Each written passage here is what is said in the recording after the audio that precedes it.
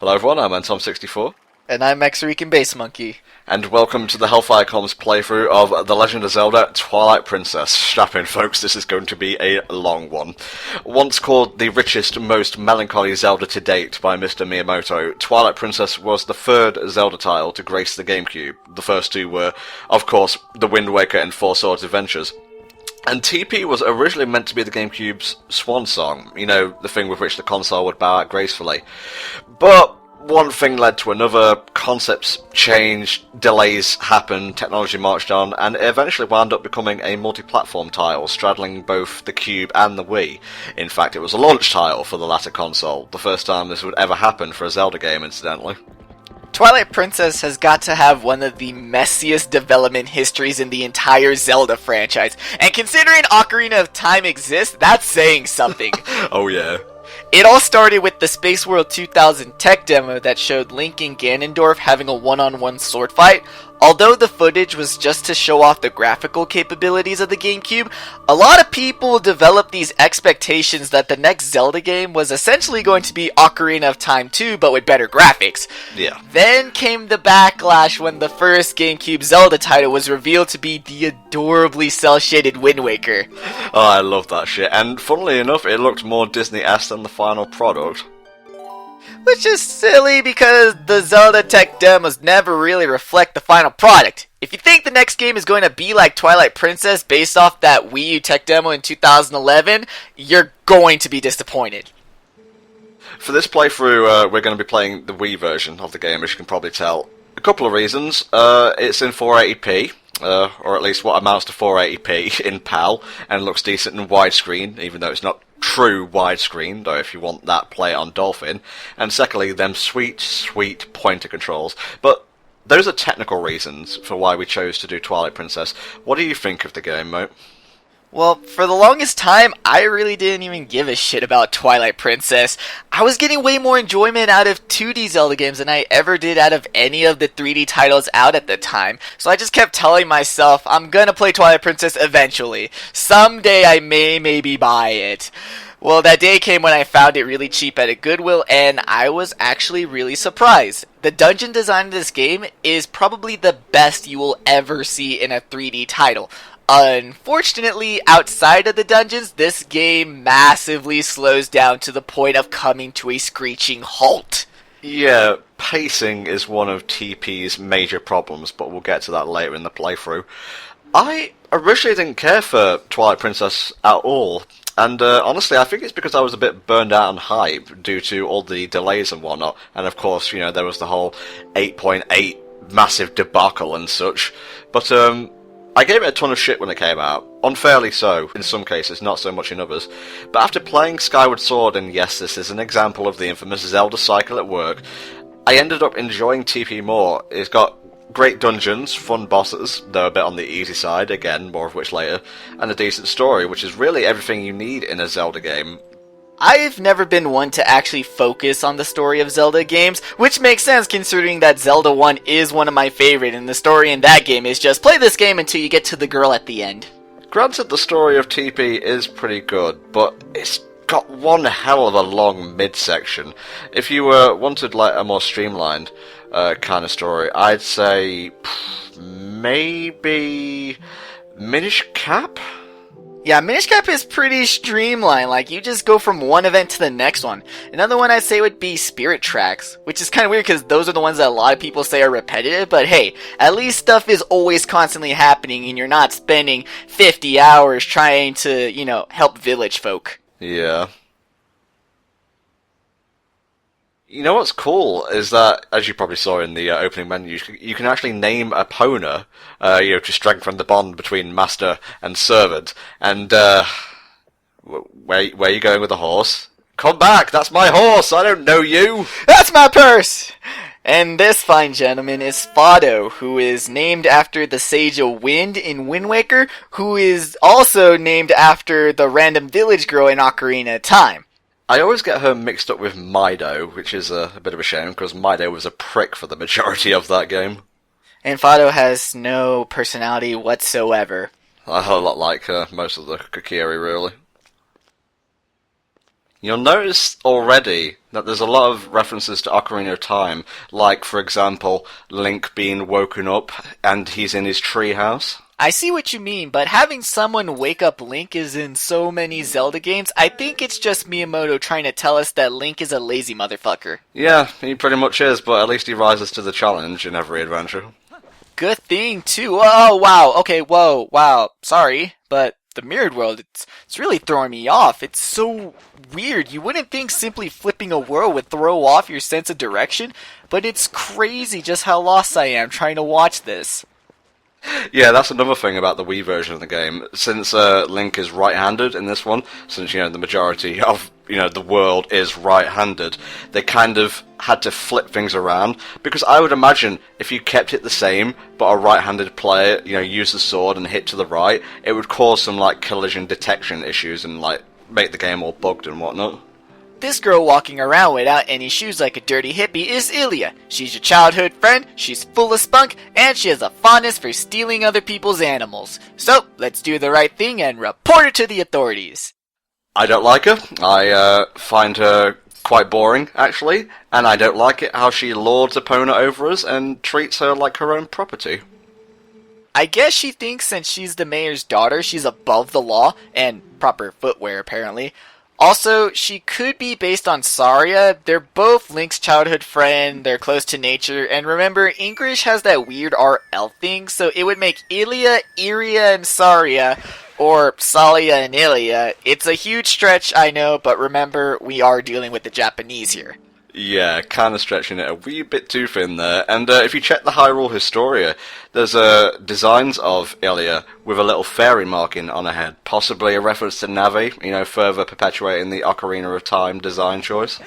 I've never actually heard that connection with Navi, so thank you for blowing my mind. We are currently in what is called the Ordana province, which really only consists of a village, a pond, and a bridge. In the first cutscene, Link's sword tutor Russell, who looks suspiciously like Link's uncle from A Link to the Past, asks Link if he's ever been to Hyrule. This question actually reveals several things about Ordana. First, it establishes that the province is technically not a part of the Kingdom of Hyrule, but merely borders it. This also isn't the only reference in the game that implies that Ordana and Hyrule are separate. They're on the same lands, but Ordana is independent of Hyrule aside from the evidence that they do have friendly trading. It's kind of like the Shire to Hyrule's Gondor, if you will. It's exactly like that, but the coolest thing is that this means Twilight Princess Link isn't Hylian, but is actually Ordanian. The goat rustling minigame, I remember it well. Oh boy, time for goat RNG! Now, I speedrun Pokemon games, which are essentially RNG or random number generator, the game. There's only one group of people in the world that I feel have it worse than I do, and that's Twilight Princess speedrunners, because they have to deal with goat RNG. This minigame is terrible! It's pretty bad in that regard, yeah. This is one of the many, many tutorials we are going to have to complete, and honestly, out of all the tutorials they shove onto you at the beginning of this game, I believe this is the most warranted. Twilight Princess was built around horseback combat, so I believe having a tutorial to develop horseback riding skills was very beneficial to the game. Because honestly, if it's going to be your core gameplay element, then you need to build it completely, develop it thoroughly, and then effectively communicate it to the player so they can master it. Which I believe Nintendo successfully did. Epona moves very well, and I had no problems controlling her whatsoever. So, I gotta ask you, Tom, the horseback riding controls in Twilight Princess, how do they compare to the horseback controls in other games such as, I don't know, Shadow of the Colossus? Having played Shadow of the Colossus recently, I would say Epona handles a little bit more stiffly, but overall I have more control over her. This is actually one of my favorite tracks in the game. I love how I can almost hear a marimba in the background. The soundtrack for this game was composed by Toru Minagishi, Asuka Oda, and of course Koji Kondo. Get in that fucking barn! Goat in! I love that. Go to Inu! I think Zelda needs more English. I think it would actually be one of the few franchises I would openly welcome English to make it more funny. I wish they'd kept that for the Western version of Mario Sunshine, actually, because if you'll notice, they basically just, like, rubbed out the word get. That's why shine is awkwardly on the side of the screen. Yeah, the game actually says shine get. This motherfucking goat. What's cool is that after you get the last goat into the barn, you can do a backflip off of Epona, so then you're on horse, not on horse, and then back on horse for cutscene.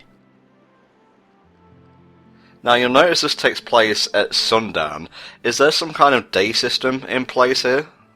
Technically, time is moving, but it only advances after completing certain events. Originally, the idea was for the player to spend just one day in the village, but that was back before the decision to postpone the game to give the developers time to port it to the Wii, which, by the way, occurred so late during development that localization was actually already underway. Yeah, I know, dick move.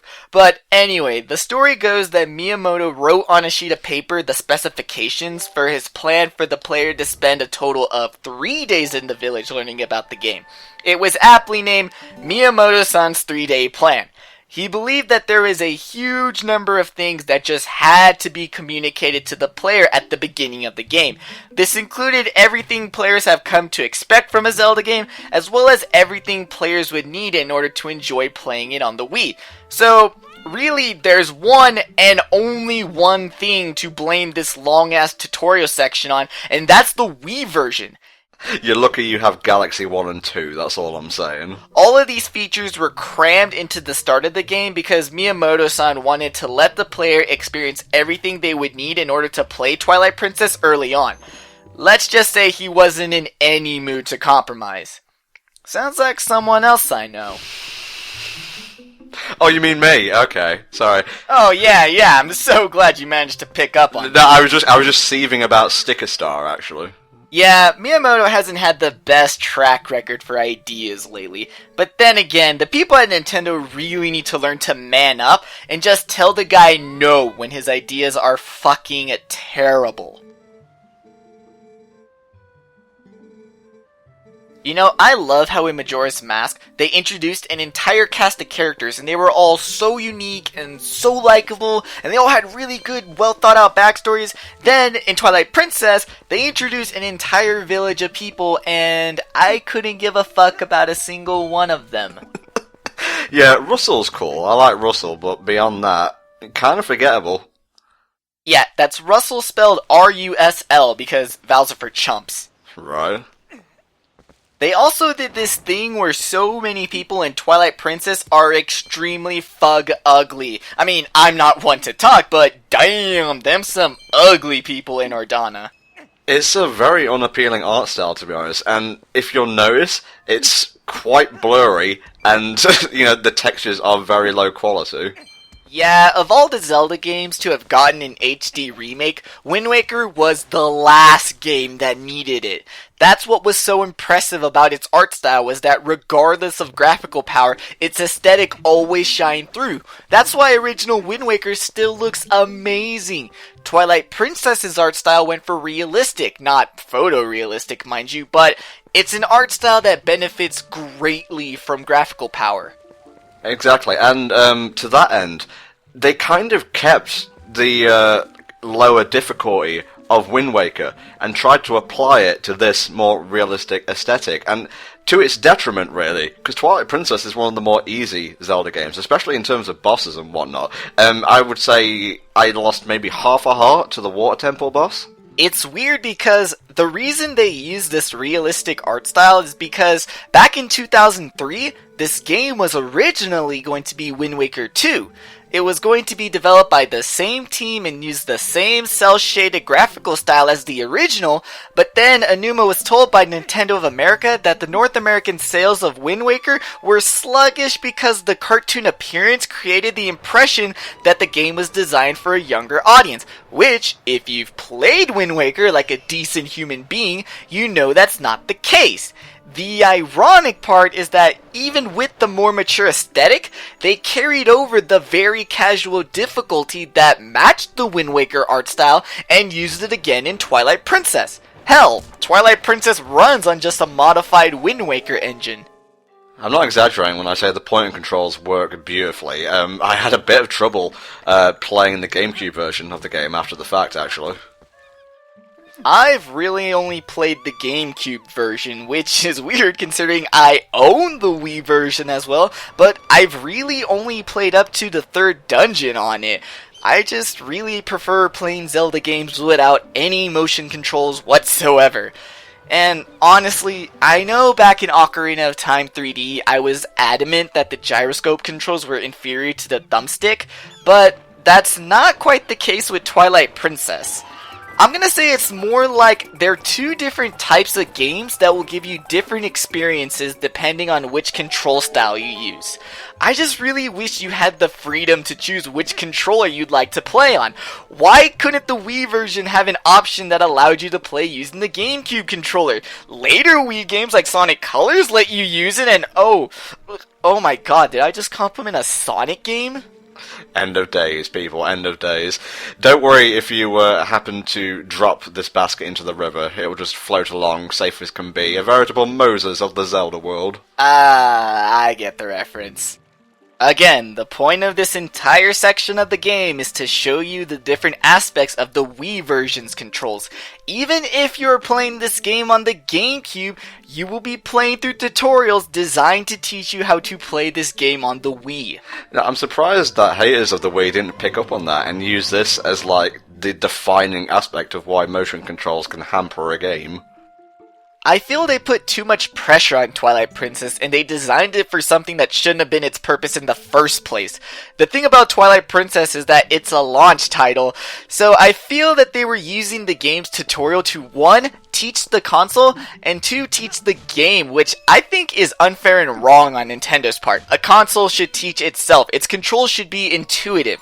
A game should not have to bear the responsibility of teaching the console as well as its own controls to the player. It's just going to weigh and drag it down.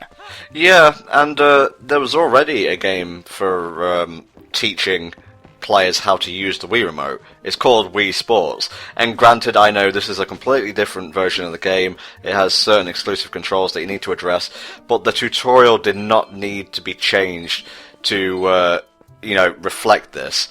You could have simply swapped out prompts and such. As it is, with the whole 3-day cycle, as it were, and the calm aesthetic of Ordon Village mixed with the rather soothing lullaby-esque music, it kind of becomes painfully dull after a while. This is one of the Zelda games that I actually have trouble playing over from the beginning, just because of how drawn out the prologue is. It's funny you say that. I love how Zelda games have multiple save files because I have one save file that's right before the first dungeon, so whenever I want to replay this game, I just start from the first dungeon. There is no way in hell you're going to get me to play this entire tutorial section again. That's pretty genius, actually. How did you find the fishing in the GameCube one? I never really understood it. I pretty much just smashed a whole bunch of buttons and I eventually caught a fish. Another reason why I skipped this tutorial section. I don't know how to fish. Well, long story short, you hold down B, you cast the rod, when the bobber goes under the water you pull it back, and you wiggle a bit, and that's about it. My main complaint with this part of the tutorial, and it's not usually something I criticise because I'm not one to say, oh, this isn't intuitive, etc., like certain commentators on the internet. You can probably guess who I'm referring to here. But how are you supposed to know that you have to catch a fish, and then catch another one to make that scenario happen? Maybe there's a random NPC that's like, yo, Link, you caught a pretty cool fish. Why don't you catch a bigger one? Yeah. So, is this the part of the playthrough where we get to show off how excruciatingly slow the climbing mechanics are? You bet your sweet bass playing ass it is, mate. Let's just sit here for a while and enjoy this. Sure, anything that makes my job easier, I guess. It's like a nature documentary. A really, really slow nature documentary. Honestly, they could have stood to make him just a bit more athletic. Like, I get that when Nintendo tries to design a new Link, they try to keep him believable, so you're never gonna see a bodybuilding juggernaut Link.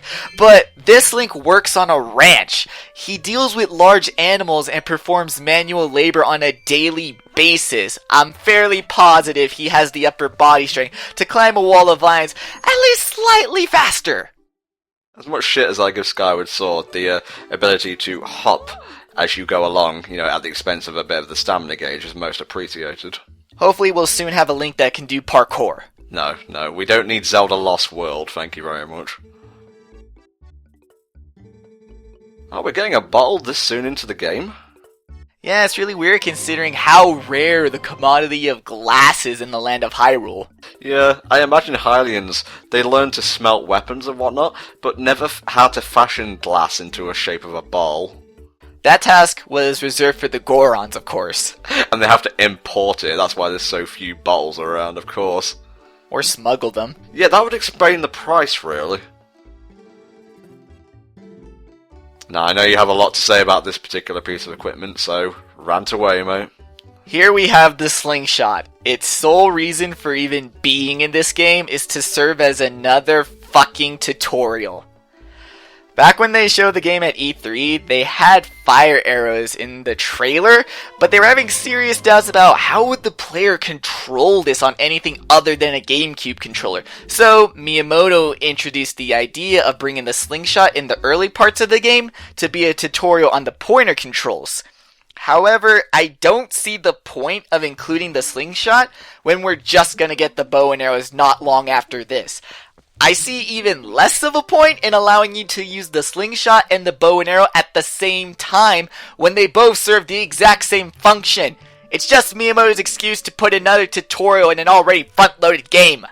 You'd think for a game that idolizes Ocarina of Time so much, it would use more of its gameplay mechanics. Like, take for example, Young Link and Adult Link. Adult Link could not use the slingshot, he had the bow and arrow, that was his long-range weapon of choice. So it kind of removed any redundancy in the equipment department.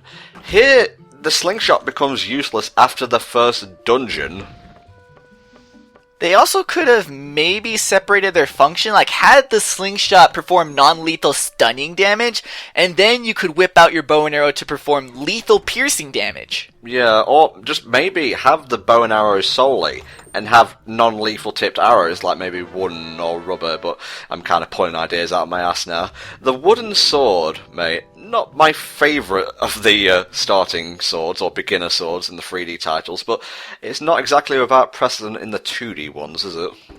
Yeah, there's a lot in 2D titles, but they're rarely ever blatantly called a wooden sword. They tend to be like beginner sword, first sword. I've even had wooden swords called the hero sword, which is a bit too grandiose for a twig. I gotta say, I'm kind of insulted at this downgrade. In Ocarina, we were the hero of time, and now we've basically been reduced to a kid's entertainer. And is that a bloody baby in the center? I'm pretty sure that is a being of concentrated sass and sarcasm staring you right in the face. Yeah, that's Mallow in the middle. I'm not sure who the other two are. The boy to his left is his older brother Tallow, and the girl on the right is Beth. She is the shopkeeper's daughter. Couldn't she have gotten like a discount for the slingshot then? Because that's what we had to get the slingshot for, because they weren't able to buy it. The thing about the slingshot controls that a lot of people don't seem to pick up on is that when you're lining up the reticle with your target, there's actually a couple frames where the action momentarily stops. Really, Tom? Really? Couldn't resist, sorry. I was in the middle of explaining mechanics and you gotta go over here and make this playthrough all fun. Do the other kids react? Sorry, just to interrupt your little spiel. Do they react as well? Beth and Tallow will actually dodge, but Mallow takes all the pelts in the face like a champ. He doesn't give a shit. Okay, continue, please. The action momentarily stops to give you some time to line up your shot. The feature was originally designed to give the player a sense of urgency and excitement, but really, the final product just makes the aiming tutorials way less frustrating. Not much to say about the sword controls in Twilight Princess, they basically, for the most part, translated the button presses into like swipes of the Wii remote. It's very easy to pick up and use, as I'm sure I'll talk about in the next part, but it's not as deep as I would have liked. Yeah, unlike the pointer controls, which were built from the ground up on motion control, the sword was sort of an afterthought, which you would think sword swiping would have been Miyamoto's first thought when he was like, oh my god, motion control in a Zelda game! You can swing it around like a lightsaber, but no, he went to bow and arrow first. Speaking of, did we ever get a proper Star Wars game on the Wii? Not a proper one, but we got a couple. I think it got The Force Unleashed, but don't quote me on that.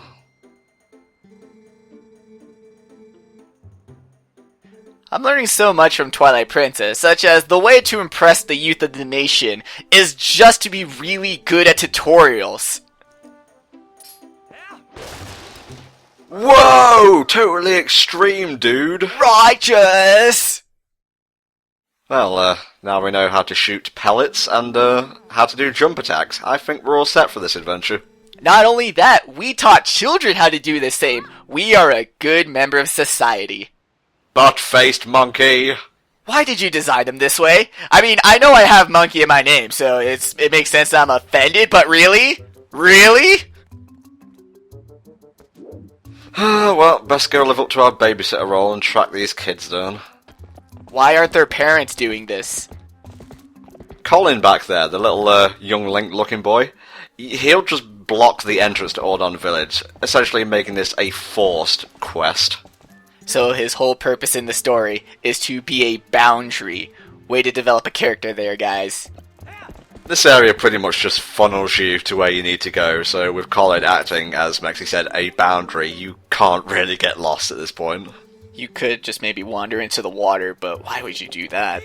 That's about all the time we have for this first part of Twilight Princess, so please join us next time, where hopefully we find Tallow safe and sound. See you then. Bye bye.